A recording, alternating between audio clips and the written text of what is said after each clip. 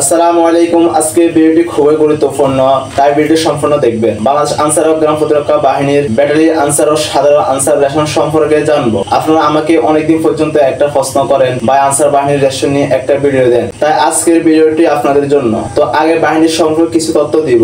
Answer শব্দটি আরবি, যার অর্থ সাহায্যকারী। বাংলাদেশ আনসার গঠিত হয় 1948 সালে 12 ফেব্রুয়ারি। 1976 সালে ব্যাটালিয়ন আনসার ও 1976 সালে বিডিপি এবং 1980 সালে টিডিপি গঠিত হয়। আনসার ও গ্রাম প্রতিরক্ষা বাহিনী সর্ববৃহৎ জনগোষ্ঠী ভিত্তিক সুশৃঙ্খল সংগঠন। এই বাহিনীর সদর দপ্তর ঢাকা খিলগাঁও। বাংলাদেশ আনসার বাহিনী 1998 সালের 10 মার্চ জাতীয় পতাকা লাভ করে। মুজিবনগর সরকারকে গার্ড অফ অনার প্রদান করেন ইয়াদ আলীর নেতৃত্বে 12 জন বীর আনসার সদস্য এবং মহান স্বাধীনতা যুদ্ধে 40,000 রাইফেল সহ 670 জন এই বাহিনীর সদস্য শহীদ হন। বাসার শহীদ আব্দুল জব্বার আনসার বাহিনীর সদস্য।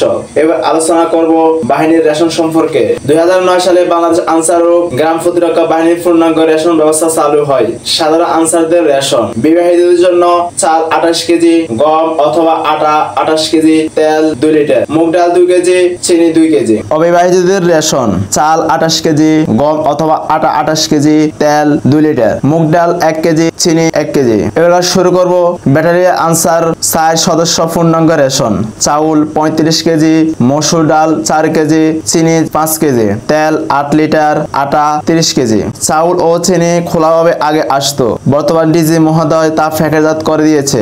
বন্ধুরা, আপনাদের কাছে আমার একটা রিকোয়েস্ট থাকবে, আপনারা যদি আমাদের চ্যানেলে নতুন হয়ে থাকেন আমাদের চ্যানেলটি সাবস্ক্রাইব করবেন এবং ফেস থেকে দেখলে পেজটি ফলো দিয়ে রাখবেন, লাইক কমেন্ট করবেন, কারণ এখানে আমরা নিত্য নতুন সরকারি বেসরকারি চাকরি নিয়োগ এবং বিভিন্ন তথ্য দিয়ে থাকি। আল্লাহ হাফেজ।